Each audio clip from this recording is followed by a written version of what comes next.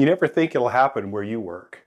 It's an ordinary Tuesday, coffee brewing, emails piling up, the low hum of conversation across the floor. Then suddenly, that calm breaks. Voices rise, someone shouts, and everyone freezes.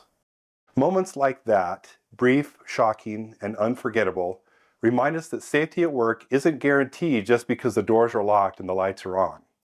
Today we're talking about a tough subject, but it's a vital one: workplace violence. How to prevent it, spot it, and respond to it if it happens. Now, before you brace yourself for a grim talk, stay with me. This isn't about fear, it's about awareness, and that awareness can literally save lives. Workplace violence doesn't always look like it does in a movie scene. Sometimes it's subtle, a sarcastic jab that stings a little more than it should, an argument that gets too personal, a door slammed too hard. According to the U.S. Occupational Safety and Health Administration, acts of violence are the third leading cause of workplace fatalities in the U.S. In the United States in 2023, 740 workers lost their lives, and thousands more were injured due to violent acts. Let that sink in for a second. 740. That's real people in real workplaces just like yours. And violence doesn't just mean physical attacks. It includes harassment, intimidation, threats, and bullying. Anything that makes someone feel unsafe where they earn a living. Let's look at the 4 types of workplace violence. Type 1. A criminal with no connection to the business.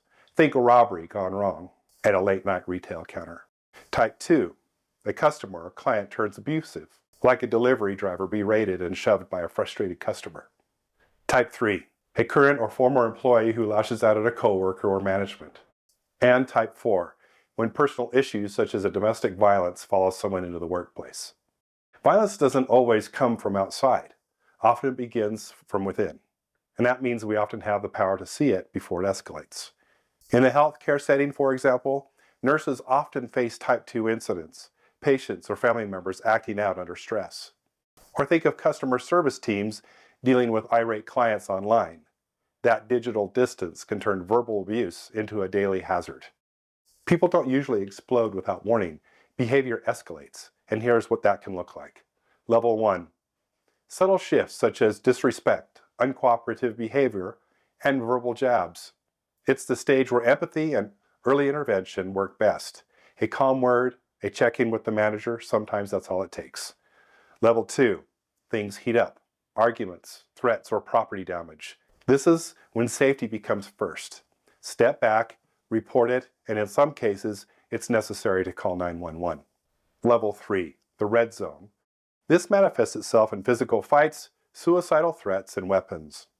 If you're in danger, do not hesitate. Get out and call for help. And if something doesn't feel right, trust that instinct. That's your internal alarm doing its job. So if you are face to face with someone angry or upset, do stay calm, do keep your tone respectful, and do report what happened. And here are a few things not to do. Don't argue. Don't match their anger. And don't try to win. Your goal isn't to change their mind. Your goal is to keep everyone safe. I recently heard of a retail manager who de-escalated a furious customer simply by lowering his own voice.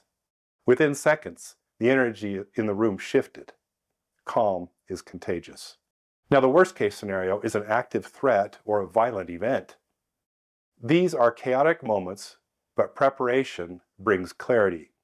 If you can escape, do it. Don't wait for permission, get out, and take others with you. If you can't escape, hide and barricade. Turn off the lights, silence phones, stay quiet.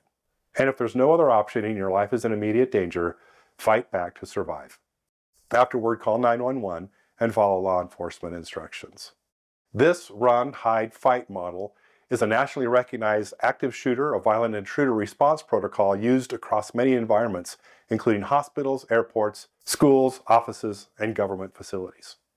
It provides simple, sequential actions to maximize personal safety in an active threat situation. If there's a clear, safe path, get out immediately.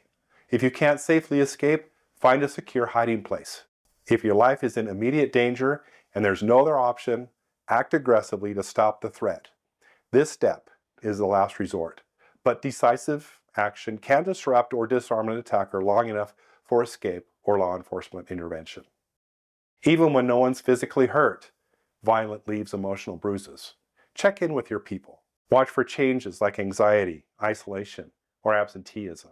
Encourage the use of the Employee Assistance Program, or EAP, at your workplace. And leaders, remember, supporting others doesn't mean carrying it all alone. So in summary, there are 3 things to remember. Recognize the risks and warning signs, report anything suspicious early, and respond calmly and safely. Workplace violence prevention isn't about living in fear.